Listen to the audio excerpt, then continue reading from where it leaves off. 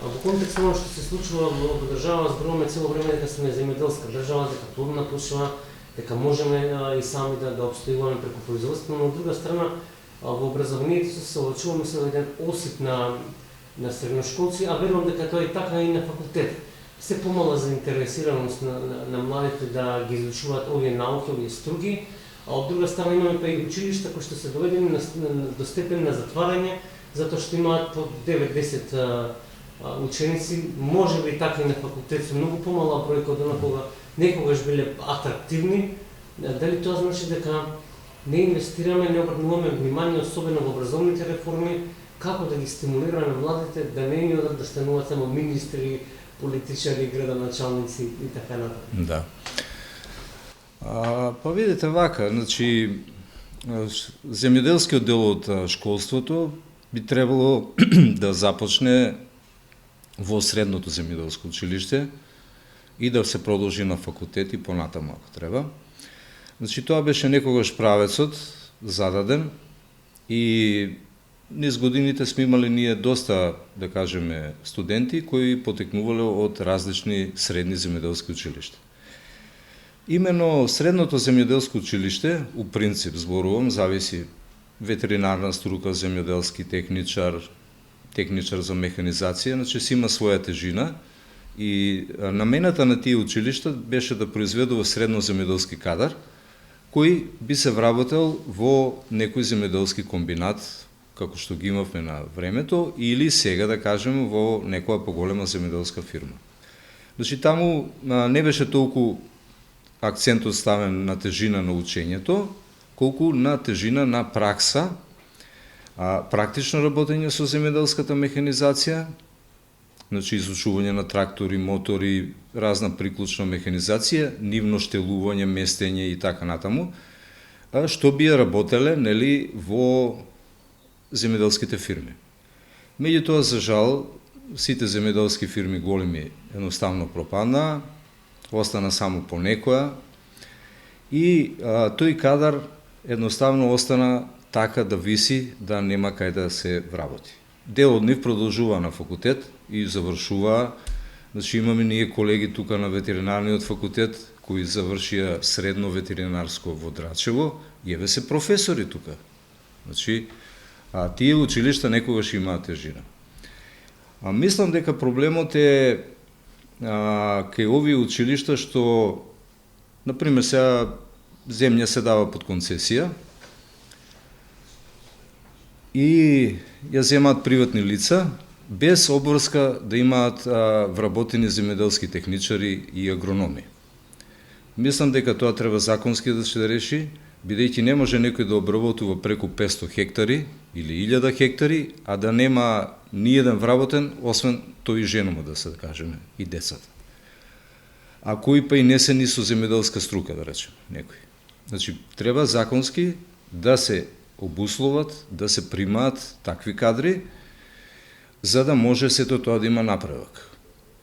Инаку, нормално, ние сме земјоделска земја, меѓутоа, нели, извозот претежно е од различна индустријска роба и суровини, но сепак се уште земјоделието има голема улога.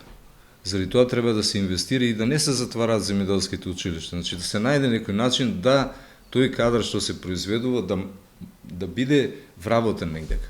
Значи ние порано имавме, тоа зборувам за комбинатите кои беа до 2000 година, значи на одредена површина имаш трактористи, колку треба да бидат, имаш земјоделски техничар, еден или двајца, имаш агроном и раководител на погонот. И тоа така функционираше. Значи секој си имаше своја задача. Сега не е така, за жал. Луѓето обработуваат големи површини и самите си знаат, оди у земјоделска аптека и ќе му кажат што треба и толку се завршува. Меѓутоа не е тоа може толку индикативно од оно што вие го потенцирате со оглед на тоа дека доаѓате од вашата апела, кој што многу добре ја познава состојбата. Како успеавме, ајде речеме наводници, да станеме држава која што ќе го занемари фактот дека земјоделството, образованието, средно како и факултетот, се битни ако сакаме да придонесеме кон развојот на бруто домашниот производ, а со тоа и кон државата. Па види, не би можел тоа да го објаснам така сега. Тоа беше тоа е еден долг процес веќе што се влече повеќе години. Едноставно стандардот во земјоделското производство, значи платите се ниски и приходот што се остварува не е некој висок и голем дел од руралното население, младите, најдоа пат кон Европа, нели, кај што платите се поголеми и едноставно тука напуштија. Значи ние имаме старо земјоделско население практично. Младите тешко и ретко се решаваат во таа насока да останат. Професоре, зборуваме за едно од најстарите училишта во државата, кој што го има опфатот на земјоделието, тоа е Битолското земјоделско средно училиште, е во некоја состојба каде што нема веќе доволен број на ученици, меѓутоа тој не е фактор. Дали мислите дека едно вакво училиште заслужува третман на евентуално гасење? Вака, значи се работи за едно училиште кој има историјат од преку 110 години. Именно тоа започнало како нижо прво земјоделско училиште. Обстојало и покрај сите тие војни дејства, војни што ги имало на овие простори, за да после Втората светска војна му се даде значење поголемо. Нели во тоа време нашата држава инвестира, сака да инвестира во земјоделие и да го подигне нивото на знаењето во земјоделието. Значи во таа фаза и сме имале само еден факултет и се дава тежина на средните земјоделски училишта. Значи се отвараат и нови низ годините. Дури имавме и Тутунско средно училиште во Прилеп, кое еден период беше дури од така да речеме од сојузен карактер.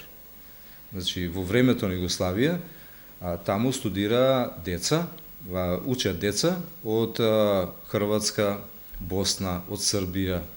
Значи ја многу тие ги познавав како тутунски кадри, после се формира, завршија земјоделски факултети, се вработија во тутунската индустрија низ цела Југославија и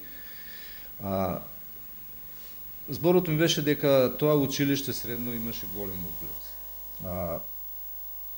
Гледам истата приказка на затварање и го следи Битолското училиште, кое во суштина беше поледелско и сточарско и ветеринарно. И мене ми е стварно жал, значи мора да се најде начин некако бар тие преостанати земјоделски училишта, тие се 5-6, не се кој знае колку, да обстојат, али на тоа да се поврзе, како што реков, дека треба системски, значи при отварањето на земјоделска фирма да мора да има вработено и земјоделски техничари. А не само да биде носител лицето некое лице, да има управител и еден тракторист и крај. Значи тука гледам тежината, бидејќи ако нема такви услови, нашите сите земјоделски училишта едно по едно ќе се затворат. Така, например, имаше иницијатива за отварање, повторно отварање на Тутунско училиште, не како целосно, него во рамките на Орде Чопела, 4-та година од училиштето да биде како Тутунска година. Меѓутоа, ништо од тоа не бидна, а инаку да кажеме, еве, тутунските предпријатија имаат потреба од тутунски техничари. Значи, имаме разлика земјоделски техничар, имаме разлика тутунски техничар. Така да, поентата на земјоделските училишта беше да формираат кадар кој ќе биде директно внесен во производството и да има основа понатаму за на факултетот. Значи, мислам дека треба да се размислува да тие што ги имаме се уште неколку земјоделски училишта, да ако може да се задржат, па макар и со мал број на ученици, или да се воведат некои мерки за бесплатно школување, бесплатно сместување во домови и така натаму. Значи, ние имаме тука колеги од разни градови на Македонија кои на времето имаат завршено средно земјоделско во Тетово, во Битола, нели? и после си завршиле факултет и си станаа тука професори. Значи имало некој континуитет. Сега не знам како да го објаснам тоа, важно треба да се даде исто така тежина на земјоделските училишта. Да не бидеме погрешно разберени, не велиме дека мора секој да се занимава со земјоделство, без правилници, нели, насочена кон вештачка интелигенција и слично, меѓутоа не би требало да се занемали фактот од важноста на земјоделието. Од друга страна, колку државата навистина прави напори за да го задели собственото производство. Па видите, државата значи има мерки на фискалност, нели, тоа се оние субвенции кои секоја година се исплаќаат на голем број земјоделци.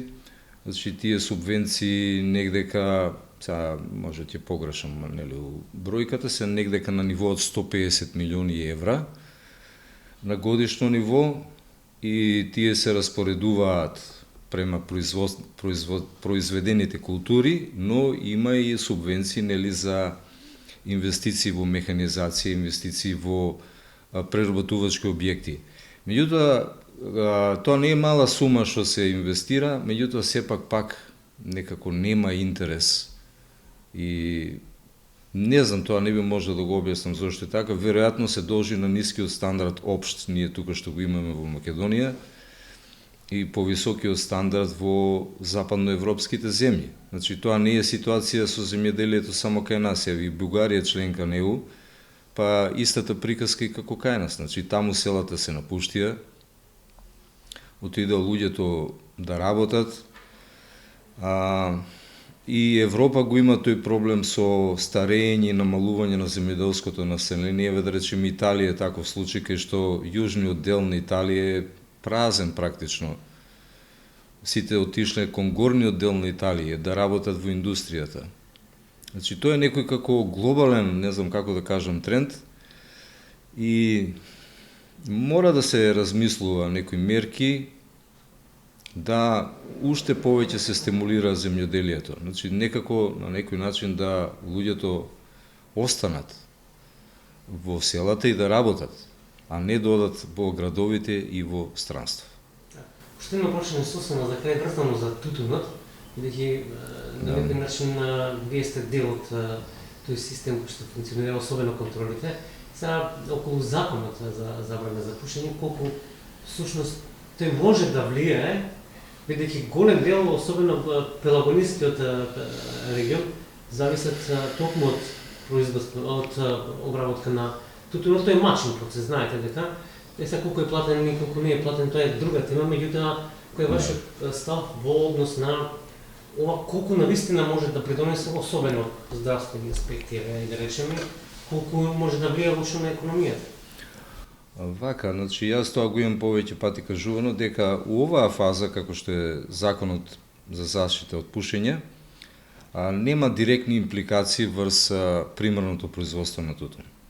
Повеќе овој момент има импликации врз угостителство, трговија.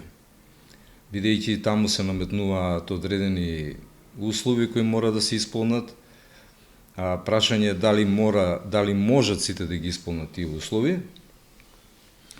што би довело можеби до затварање на одредени угостителски објекти или мали продавничиња кај што, нели, нема услови тие сандачиња да се поставуваат за чување на цигари, не знам како. Сега, гледано на подолг рок и пошироко, овој проект на законот, нели, против заштита од пушење се базира на Рамковната конвенција за заштита од тутун, која се турка повеќе децении веќе преку Светската здравствена организација.